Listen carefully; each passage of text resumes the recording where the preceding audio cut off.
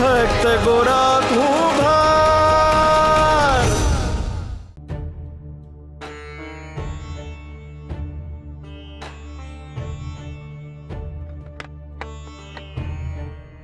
હાલો ભા. હા,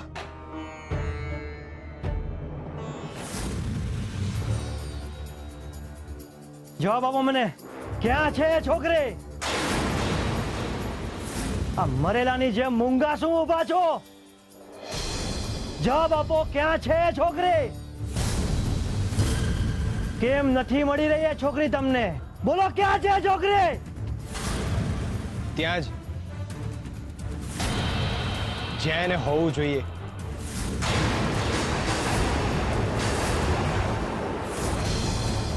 હરીની નજર હેઠળ. પણ તમને નહીં મળે.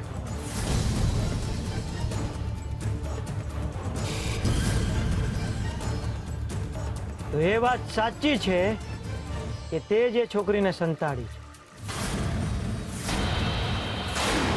અધર્મી, તું તારા બાળકનો હત્યારો છે અને એ પાપમાંથી મુક્તિ મળે પહેલા તે અબળાનું અપહરણ કર્યું.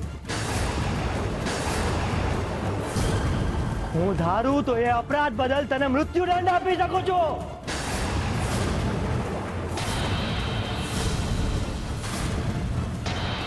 યુવરાજ, તમે ધારો નહીં કરી શકો છો. મને મૃત્યુદંડનો ભય જરાય નથી.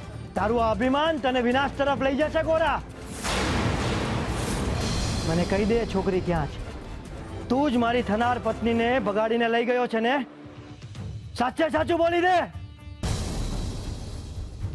મહારાજ, હું ક્યારેય ખોટું બોલતો નથી ને ખોટું ક્યારેય સહન નથી કરતો. મેં રાજમહેલમાંથી ગંગાને નથી ભગાવી, પણ માધવપુર ગામમાંથી ગંગાને ભાગવામાં ચોક્કસ મદદ કરી છે. ગોરાએ એવું હું કામ કર્યું હશે? યુવરાજની થનાર રાણીને હું કામ ભગાડીને લાવ્યો હશે? પોતાની જાતને ભગત કેનાર ગોરા પેલી રૂપાળી છોકરીના રૂપમાં અંજાયો હશે. એ છોકરીની આંખોમાં જ એવું છે. તે દી કેવું ટગર ટગર જોતી હતી. સાંભળ્યું? ચલ, તને તારી ભૂલ સુધારવાની એક તક આપું છું. આ માધવપુરનો મહારાજ તને વચન આપે છે, જો તું મને સામે ચાલીને છોકરી સોંપી દઈશ તો હું તને માફ કરી દઈશ. ઉપરાંત તારા પરિવારને કોઈ હાનિ નહીં પહોંચાડો. માની જા મારી વાત અને સોંપી દે એ છોકરીને મને. માફ કરજો મહારાજ, પણ એ છોકરી મારી મિલકત નથી કે હું તમને સોંપી દઉં. એ તો હરીના હાથ હેઠળ છે. તમે તમારી રીતે હોધી લ્યો. જો હરીની ઈચ્છા હશે તો તમને મળશે. હરિનું નામ આગળ ધરીને તું તારો બચાવ કરે છે ગોરા. લાગે છે હરિએ તને માથે ચડાવ્યો છે. જે નીચે પાડે એ તો દુશ્મન, ને જે સદાય ઉપર ચડાવે ને એ જ હરી. સિપાહીઓ, હવે તો આખું ગામ ફીંદી નાખો. એ નપાવત છોકરીને ગમે તેમ કરીને શોધો અને લાવો મારા પગ પાસે.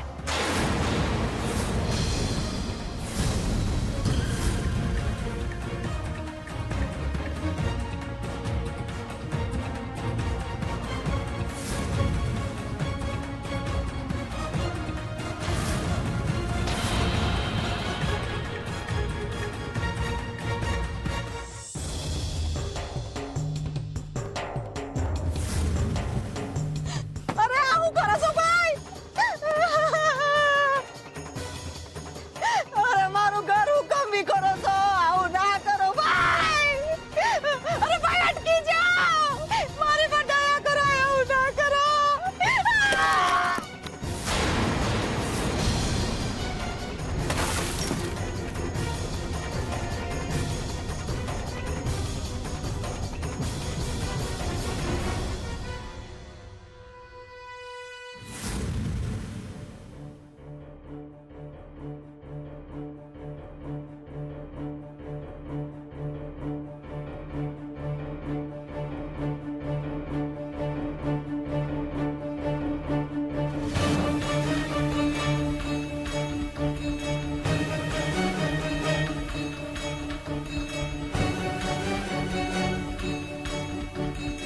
જોયું તમે? એવું જ થયું ને કે દયા ડક્કરને ખાય. એના લીધે આ બધી મુસીબત આપણા માથે આવી છે. અરે હવે તો કોકી ક્યાં છે? પણ તું એની આટલી ઉકળે છે? ટાઢી પડને. આ યુવરાજ આપના જીવતરને આગ લગાડી દેશે. એ વધારે હેરાન કરે ઈ પહેલા એમને કહી દો કે એ અબાગણી ક્યાં છે, એટલે વાર્તા પતે ને આપણા માથેથી ગાંઠ તોડે. નહીં તો એ ગંગા એની હારે હારે આપણે બધાઈને લઈ જશે. તુલસી, હું કરું? ભગતે ગંગાને સલામત જગ્યા જ રાખી હશે, પણ ક્યાં રાખી હશે? મારું મન કહે છે ત્યાં સુધી તો ચોક્કસ પૂજારી બાપાના ઘરે જ રાખી હશે ગંગાને.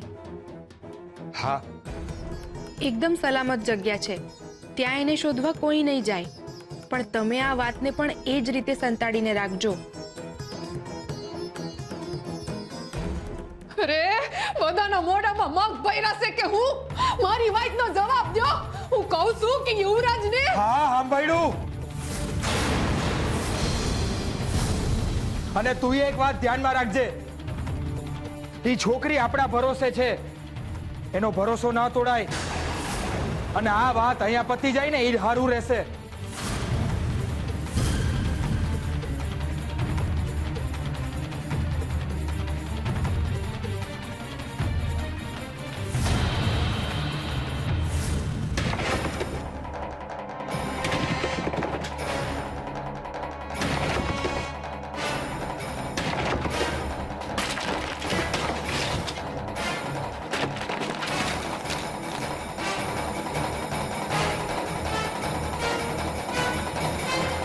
અરે શું કરે છે?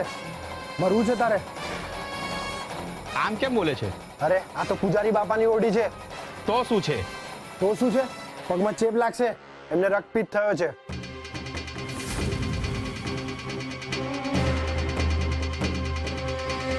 અરે હા, એ તો છે જ. ના ના, આપણે આ મુસીબત માથે નથી લેવી. તો પછી અંદર કોઈ નહીં હોય, ચાલ જઈએ. પણ અંદર એ છોકરી હશે તો? હરિ પર ભરોસો રાખો ને બોલો હરે કૃષ્ણ, હરે કૃષ્ણ. હરે કૃષ્ણ, હરે કૃષ્ણ.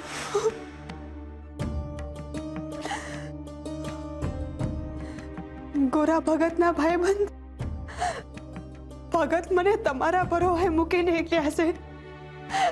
મારી રક્ષા કરો પ્રભુ. હરે કૃષ્ણ, હરે કૃષ્ણ, હરે કૃષ્ણ. ક્યાંથી હોય? અંદર જે જાય એ કોઈ દિવસ બહાર ના આવે. અંદર કોઈ ના છુપાય. ચાલ બીજે શોધીએ. પણ નવા મહારાજ આપણને પૂછશે કે અહીંયા તપાસ કરી તો? કહી દેવાનું તપાસ કરી. મહારાજ થોડે તપાસ કરવા આવવાના. ચાલ મહારાજનો સગલો.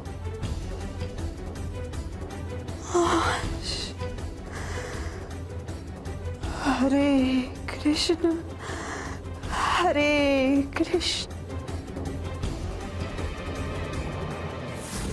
શું માય બાપ, અમે આખું ગામ ફેદી નાખ્યું, પણ એ છોકરી ક્યાંય ના મળી.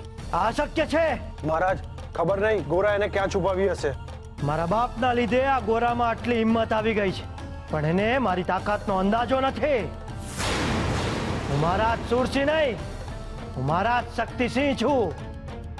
એણે મારી પાસેથી એ છોકરીને છીનવી લીધી છે. હું એનું સર્વસ્વ ઝૂંટવી લઈશ. હરે કૃષ્ણ, હરે કૃષ્ણ, હરે કૃષ્ણ, હરે કૃષ્ણ. ભગત, તમે જે કંઈ પણ કરી રહ્યા છો એ બહુ સારું કરી રહ્યા છો ભગત. જે કરી રહ્યો છે ને એ તો મારો હરી જ છે.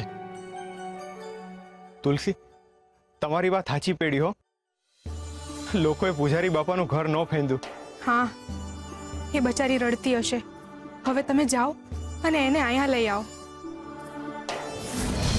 આપણું ઘર તો એમણે જોયું જ છે, પણ કદાચ શંકાના આધારે પૂજારી બાપાનું ઘર ફેંદશે તો બચારા પૂજારી બાપાને ધર્મ કરતા ધાડ પડશે.